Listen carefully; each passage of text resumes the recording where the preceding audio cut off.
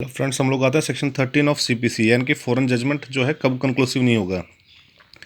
Foreign judgement का मतलब है कोई भी ऐसा जजमेंट जो फॉरेन कोर्ट द्वारा सुनाया गया है। फॉरेन कोर्ट क्या होता है? कोई भी ऐसा कोर्ट जो इंडिया से बाहर सेंट्रल गवर्नमेंट के द्वारा एस्टेब्लिश या कंटिन्यूड नहीं किया गया है, उसको फॉरेन कोर्ट बोलते हैं। तो और कंक्लूसिव का मतलब अपने आप में पूर्ण, कब किसी और चीज़ की उस ज़रूरत नहीं है उसको सिद्ध करने के लिए, उसको रिबूट करने के लिए, वो होता है कंक्लूसिव। तो फॉरेन जजमेंट अगर वैसे तो कंक्लूसिव होता है, ठीक है, लेकिन और वो भी directly adjudicate upon between the same parties.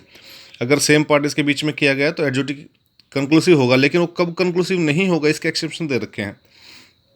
ये लिखा हुआ है जहाँ ए है, where it has not been pronounced by court of competent jurisdiction, यानी कि कोई भी जो कोर्ट है उसको जुरिडिक्शन ही नहीं था, वो कॉम्पिटेंट ही नहीं था वो केस सुनने के लिए, फैसला सुनाने के लिए।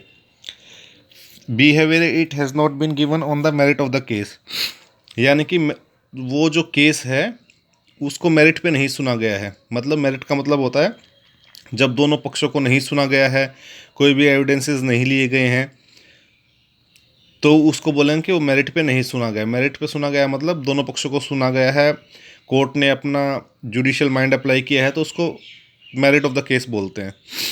Where it appears on the face of the proceeding to be founded an incorrect view of international law, यानी कि कोई भी जो इंटरनेशनल लॉ है, इंटरनेशनल लॉ का मतलब कोई भी दो देशों के लॉ को ध्यान में रखकर जो भी बनाया था, इंटरनेशनल लॉ वगैरह कुछ हैं ऐसे, उनको प्रोसीडिंग पे ही पता लग रहा है कि इंटरनेशनल लॉ को नहीं माना गया है, या जिस ऐसे केस पे जिस पे इंडियन लॉ लागू था और उसको नहीं माना गया है, तो ऐसी प्रोसीडिंग्स जो ऐसे जजमेंट भी कंक्लूसिव नहीं होंगे।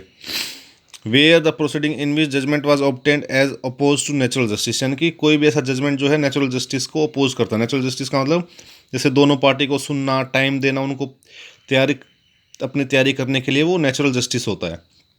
Where it has been obtained by fraud, यानी कि जो ऐसा जजमेंट जो है फ्रॉड से लिया गया है।